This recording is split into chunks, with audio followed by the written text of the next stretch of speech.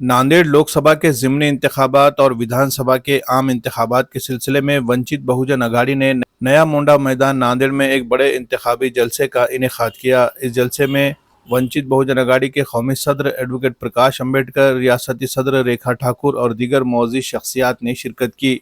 उन्होंने वंचित बहुजन अघाड़ी के तमाम उम्मीदवारों की हिमायत में वोट देने की अपील की। एडवोकेट प्रकाश अम्बेडकर ने अपने खिताब में कहा कि ये इंतखाबात महज आम इंतखाबात नहीं बल्कि SC, ST और दीगर पसमानदा तबकात के रिजर्वेशन को बचाने की लड़ाई है। उन्होंने इल्ज़ाम लगाया कि मौजूदा BJP हुकूमत और उसके इत्तेहादी पार्टियां रिजर्वेशन को ख़त्म करने की साजिश पर काम कर रही है और सुप्रीम कोर्ट के फैसले को बुनियाद बनाकर रिजर्वेशन की सहूलियात को ख़त्म करने की कोशिश कर रही है।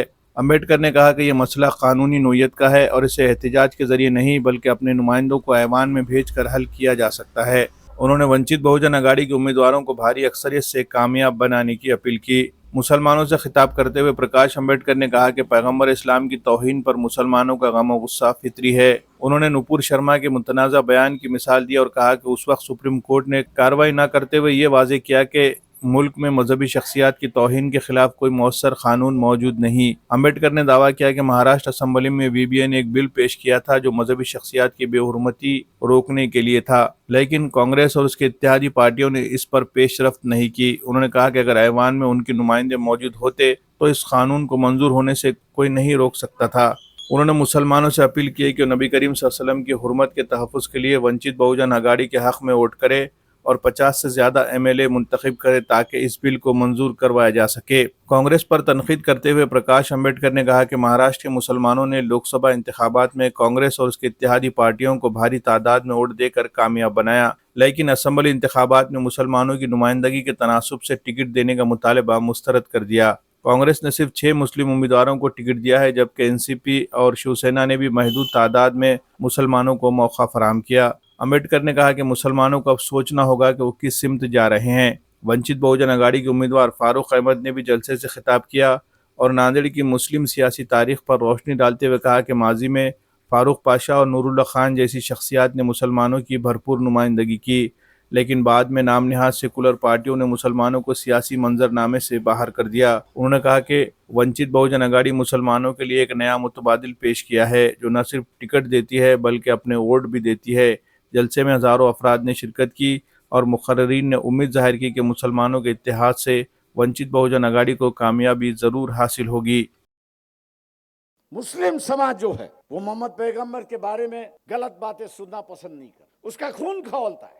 उसका नतीजा हम लोग ने राजस्थान में देखा। नुपुर शर्मा नाम की जो महिला है, जिस बयान उन्होंने कहा, दुनिया भर के देशों ने उसको नकारा, कंडेम किया और भारत सरकार से कहा कि इन पर कानूनी कार्रवाई होनी। मामला सुप्रीम कोर्ट गया। मामला सुप्रीम कोर्ट जाने के बाद भी कोर्ट ने अपनी हलबलता दिखा दी और ये कहा कि ऐसा कोई कानून अभी तक बना नहीं है कि जहां धर्मगुरु या धर्म के जो प्रेषित भगवान है या देवियां, इनके खिलाफ अगर गलत बातें कही गई तो उनके खिलाफ कानूनी कार्रवाई करने के लिए कोई कानून अभी तक बना नहीं। देश भर मुसलमानों ने आवाज उठाई, नारे लगे, लाखों के जुलूस निकले, कार्रवाई हुई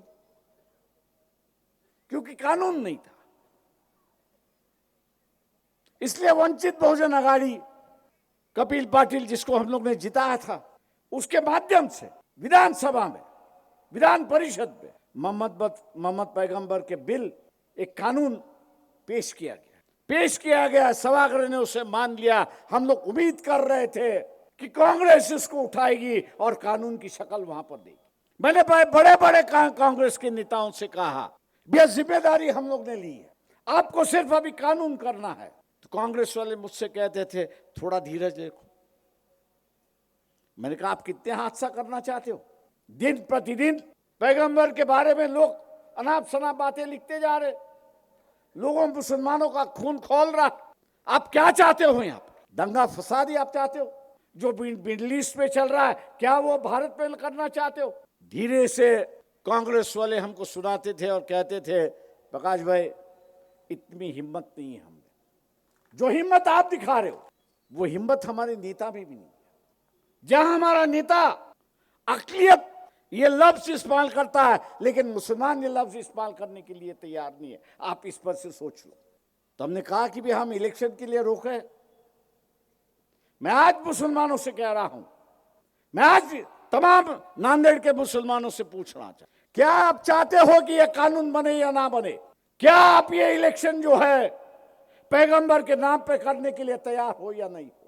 और यही सवाल मैंने वहां पर उठाया था कि अगर ये 32 मतदार संघ जो है, जहां पर एक तरफ एकनाथ शिंदे है, दूसरी तरफ उद्धव ठाकरे है, आज भी अपने तकरीर में कहता है कि मैं उस शिवसैनिक पे गर्व करता हूं कि जिन्होंने बाबरी मस्जिद शहीद की।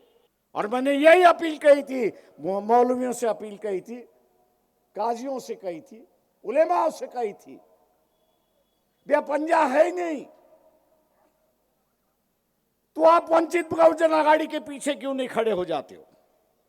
आप ये ऐलान क्यों नहीं करते हो कि वंचित बहुजन आघाड़ी अगर जीतती है तो मोहम्मद पैगंबर का बिल कानूनी बनता है, और जो कोई पैगंबर के बारे में या किसी और भगवान के बारे में अनाप शनाप लिखेगा तो 7 साल की सजा उसको होगी। क्या मुसलमान ये चाहता है या नहीं चाहता है? ये सवाल मुसलमानों ने अपने ज़मीर से पूछना चाहिए। हम तो लड़ते रहेंगे,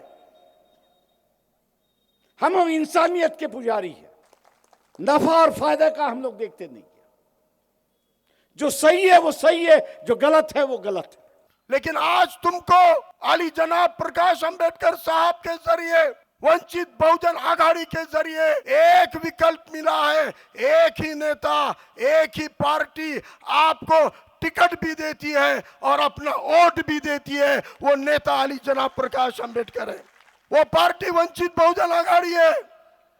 अगर इस विकल्प को, इस पर्याय को, इस मुत्तबादिल को आज हम कबूल नहीं करेंगे तो याद रखो अगले इलेक्शन में प्रकाश अंबेडकर साहब किसी फारूक को टिकट नहीं देंगे और हमारा अंबेडकरवादी समाज भी बोलेगा साहब तुमको 2 बार वोट दिए, तुम्हारा समाज नहीं दिया, हम क्या करना, अब नहीं देते। इसलिए अभी नहीं तो कभी नहीं, यह आखिरी मौका है, यह आखिरी मौका है अपनी क़यादतों को असेंबली में पहुंचाने का, और यही मौका दूसरे समाजों के लिए भी है।